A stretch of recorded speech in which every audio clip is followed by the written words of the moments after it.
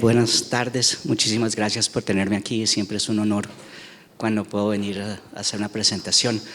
Estos son los resultados de un estudio en que comparamos 5 tratamientos contra 44 tratamientos. Este estudio lo hicimos en protones, pero yo creo que la extrapolación a rayos X es la misma, comparando 5 contra 44. No creo que haya diferencia entre comparar 5 contra 44 protones. Yo creo que la pregunta que estamos tratando de hacer aquí, o la pregunta que está tratando de hacer aquí es si vamos a poder tener una no inferioridad en términos de control en pacientes tratados con 5 tratamientos a una dosis de 38 Gray en 5 tratamientos comparados contra una dosis de 79.2 en 44. Este estudio lo escribí en 2007, lo empezamos en 2010. En esa época, pues, 79.2 era lo común. Y ese BRT, pues, el término no existía. Entonces, cuando lo escribí dijimos 5 tratamientos. Tengo unas cuantas cosas que tengo que me han dado fondos. Entonces, los resultados en general. Tenemos otros 2 estudios que se empezaron más o menos al mismo tiempo. Bueno, el PACE-B y tenemos el Hypo-RTPC. Todos estos estudios realmente empezaron interesantemente alrededor de la misma época, alrededor del 2010, 2008. Ese estudio tomó muchísimo tiempo en terminarse. Mi otro estudio, el que presenté ayer, que fue mi otro estudio randomizado, también lo empecé más o menos al mismo tiempo del estudio de que se hizo el nodal, pero se terminó mucho más rápido. Tenemos casi en 1 año y medio, los 5 años de seguimiento ya los tenemos. Este estudio sí nos demoró toda la vida en tenerlo. Para conseguir todos los pacientes que necesitamos, la randomización fue de 2-1, en la cual se favorecía el tratamiento con 5 fracciones. Y el seguimiento en este momento, a pesar de que los pacientes se trataban por mucho tiempo, el seguimiento que tenemos hasta ahora fue de 5 años.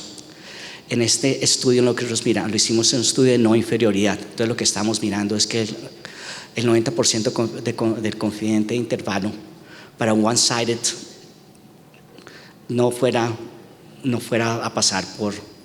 Entonces lo que encontramos es de que el grupo que se trató con 5 fracciones tuvo una ventaja de 2.63, que nos dio un coeficiente de intervalo de 1.7 o 6.9. Esto para también decir cuáles son las desventajas de un estudio de no inferioridad. Y es que nosotros no podemos decir entonces que 5 tratamientos es superior al otro. Pudo haber sido en el upper bound limit, pudo haber sido hasta 7% más efectivo. Lo único que podemos decir es que fue no inferior a un tratamiento de 44 fracciones, lo cual es realmente lo que estamos tratando de buscar en este estudio.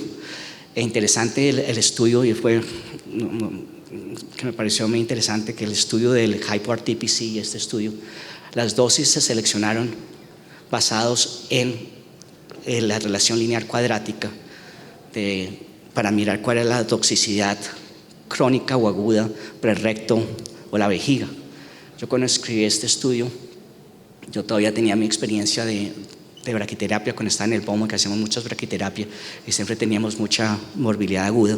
Entonces lo que traté de hacer cuando hice las ecuaciones de relación cuadrática era tratar de dar un poquito de beneficio hacia la parte crónica sin desestimar tanto la parte aguda. Entonces lo que se estaba pensando con las dosis que estaba planeando para los tejidos secundarios es que hubiéramos podido tener potencialmente un poquito más de toxicidad aguda y un poquito menos de toxicidad crónica, y que se balancearan al final y que la toxicidad acumulativa fuera lo mismo. Y por eso fue que la dosis terminó siendo 38 Gray contra 79.2, que con alfa beta de 3.5 para el recto y la vejiga, esas son las dosis que nos dieron.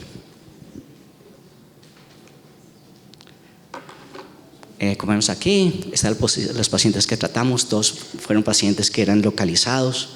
No hubo mucha cuestión interesante acá, o diferencias entre los 2 grupos. Fueron bastante bien balanceados. Como dije, este estudio lo hice a través de un grupo cooperativo que yo creé, que todavía seguimos. Tenemos, que es PCG, que es Proton Collaborative Group. En este grupo tenemos 37 grupos. casi todos los grupos de protones de Estados Unidos son miembros de acá. Y con este grupo nosotros hacemos estudios randomizados y otros estudios prospectivos. Y hemos tenido buenos resultados en tratar de crear un espacio para hacer estudios prospectivos cooperativos en protones. Estos son los constraints. Como estaba diciendo, esto fue bastante importante para el estudio, que lo que queríamos hacer, y fue cómo se desarrolló, y como terminamos con la dosis de 38 Gray, es que hubiéramos tenido equivalencias a los dos. Todo esto se hizo con más o menos utilizando equivalencias para las dos estructuras, conocíamos convencional o estereotáctica. Entonces, allá pasando al esquema, entonces como vieron, fueron 9 pacientes que hicieron, que no querían participar en el estudio. De los 144, 90, esos 9 pacientes decidieron no seguir en el estudio antes de la randomización. Tuvimos 90 randomizados hacia las 5 fracciones, que para ser honesto, yo ahora lo llamo estereotáctica, pero que todo el mundo lo llama de esa forma. En esa época este término realmente apenas lo estamos describiendo. Entonces el estudio en ninguna parte realmente maneja el término SBRT, sino 5 tratamientos. 90, 45. Después tuvimos 2 pacientes que decidieron no seguir y que no querían que lo siguiéramos, entonces quedamos con 45 y 88. Y esta es la parte que realmente es la parte de non-inferioridad. Como podemos ver aquí, la non-inferioridad en esa época, pues voy a serte honesto, fue el 2007.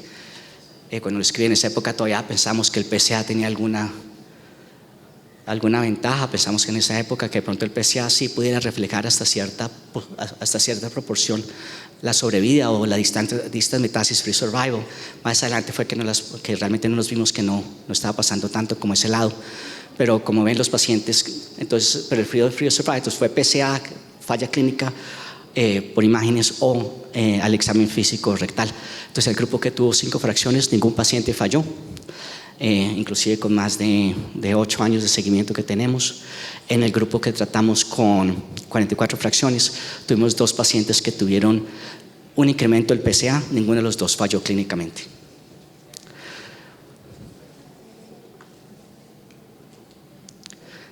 En las tablas que muestran estos son todos los eventos cumulativos. Como el estudio fue diseñado, fue en tratar de mirar la toxicidad, la incidencia de toxicidad 6 meses y 2 años, pero estos son los eventos cumulativos que tenemos acá. Como ven, las cuestiones más frecuentes que teníamos era frecuencia urinaria, urgencia, y en la parte gastrointestinal de lo más común que vimos fue el sangrado con los movimientos del cuerpo. Y acá es que vemos la parte como nosotros estamos analizando por protocolo. Entonces queríamos, como estaba diciendo, en este estudio la forma en que lo diseñé y la forma en que traté de hacer los cálculos de la ecuación lineal cuadrática fue balancear lo agudo de lo crónico, tener un poquito más agudo, un poquito menos crónico y balancearlos al final.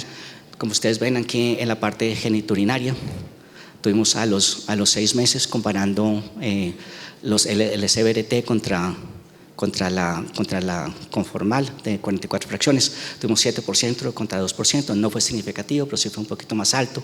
A los 2 años fue un poquito más bajo y tampoco fue significativo, pero ahí están viendo el cambio que estamos viendo, que fue más o menos intencional en ese momento.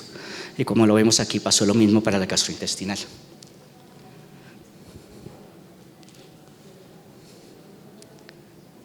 Toxicidad crónica grado 3. Tuvimos un solo evento, fue un paciente que tuvo hematuria, fue hospitalizado y se le hizo transfusión. Cuando vemos qué factores pueden afectar todo esto, una cantidad de factores que vimos de características de baseline que pudieron haber afectado o no la toxicidad, pero generalmente las personas que eran mayores, las personas que tuvieron un IPSS más alto, o la presencia de cambios significativos en el MRI de una forma arbitraria, todo eso significó que el paciente tenía un poquito más riesgo de tener efectos secundarios geniturinarios, pero de todas formas fueron mínimos, solamente fueron grado 2 y las proporciones fueron bastante bajas. Y no hubo solamente un grado 3 por hematuria, no hubo ningún grado 3 rectal. Entonces, como es aquí las curvas que estamos viendo, entonces en la parte urinaria es la parte de la izquierda, la gastrointestinal a la derecha. Como vemos, cumulativamente las curvas fueron bastante similares y no diferentes una de la otra, favoreciendo un poquito la toxicidad urinaria en el grupo de 5 fracciones. Cuando miramos los PROs, todos estos PROs se administraron a los pacientes. Qué pena, una cuestión que haber comentado. Todas las toxicidades fueron CTCAE 5.0 y las ajustamos por baseline. Aquí también cuando hacemos los estudios de PROs también los ajustamos por baseline. Entonces estos pacientes tuvieron que hacer un baseline, eso lo ajustamos después. Cuando vemos los cambios urinarios, como vemos, realmente no hubo ningún cambio entre los dos grupos. Cuando vemos la parte gastrointestinal, realmente no hubo mayor cambio en ninguno de los dos. Cuando vemos el bienestar del paciente en el SF-12, realmente les fue bastante bien. En la parte sexual, como sabemos, hay muy poco efecto de la radiación, como lo pudimos ver en el PROTECT, más o menos. Pero tampoco hubo una diferencia entre los dos brazos, simplemente que a medida que pasaba el tiempo, los pacientes tenían menos performance sexual. Y los cambios hormonales, ninguno de sus pacientes tuvo hormonas. Y la parte emocional, la parte que es interesante, la mayoría de los pacientes se sintieron mejor, especialmente los pacientes que tuvieron las 5 fracciones. No fue significativo, pero pues como ven las curvas, los pacientes se sienten contentos de que se les trató la próstata y no se tienen que preocupar de eso. Entonces en general es interesante eso y hemos hecho muchos estudios, sobre todo en PCG, tratando de mirar cuáles son los efectos mentales. A todos nuestros pacientes les damos estos tipos de cosas. Siempre he visto que pacientes que en cáncer de próstata no tienen, realmente con el tiempo se sienten mucho mejores, diferencia de otros cánceres, se sienten mucho mejor. El IPSS, como vemos, no hay tampoco tanto cambio, pero hubo un poquito de cambio sobre el baseline de mejoría. O sea, todo lo que está positivo es de mejoría. Fueron una mejoría de 2.5 puntos. O sea, el IPSS con el tiempo en los 5 fracciones fue menor que lo que tuvieron al principio. Cuando miramos a las diferencias, como ustedes vieron, esto es una Logistic Linear Regression Model. En lo que se tomaron fueron todos los PROs que se hicieron antes del tratamiento, después del tratamiento, a los 3 meses, 6 meses, un año, 2 años, 3 años, 4, 5 años, y se ajustaron por el efecto de los dos brazos y por el tiempo de seguimiento.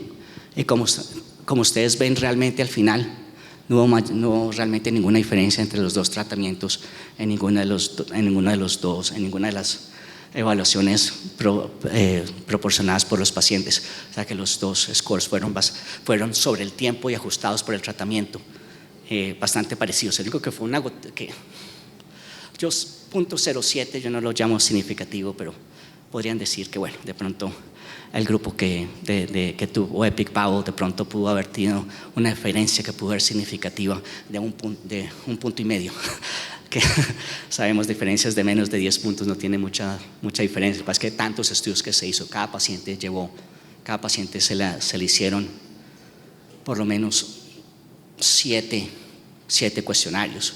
100 y pico pacientes, fueron 700 cuestionarios. Entonces una diferencia muy pequeña puede ajustar, sobre todo cuando se ajusta sobre el tiempo se puede ver la diferencia, pero la diferencia hubiera sido 1.5 puntos. Entonces, en conclusión, el SBRT de 5 tratamientos fue no inferior que los 44 tratamientos. El SBRT, la toxicidad aguda fue un poquito más alta, pero la toxicidad crónica fue un poquito menor, o como la quieran ver, pero es igual en los dos. Lo otro que quiero decir es que todos esos pacientes se trataron en muy pocos centros, fueron muy regulados. Todos los planes, todos los contours de todos los pacientes tratados los revisé personalmente. Todos los pacientes llevaron balón, todos los pacientes tuvieron marcadores, todos se les hizo MRI, todos se siguieron muy estrictamente con muchísimos estudios y con muchísimas cosas por varios años.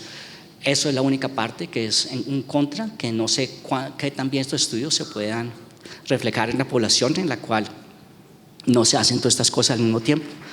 Pero teniendo en cuenta que el PACE-B y el HyperTPC, ambos usando fiduciarios, mostraron buenos resultados. Yo creo que ese BRT con fiduciarios, que realmente es lo que yo creo que marca la diferencia, es no inferior a hacer más fracciones. Gracias.